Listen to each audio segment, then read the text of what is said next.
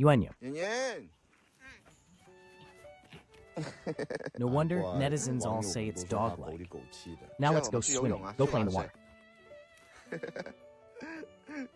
Little Lou, who super likes playing in the water. Let's go. Let's go. Let's go. This way, Yuanyuan. Here.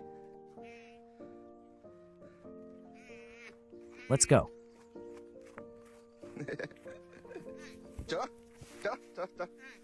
This beach was made in 2005, when the floods in May washed it out. This way, Yuanyuan. This river is called Pa River. It's about 100 meters in front of our farm. Those waters are all drained to the bottom. It's very rich in fishery resources. I'm bringing Yuanyuan here to play in the water today. That pond in our farm is now being used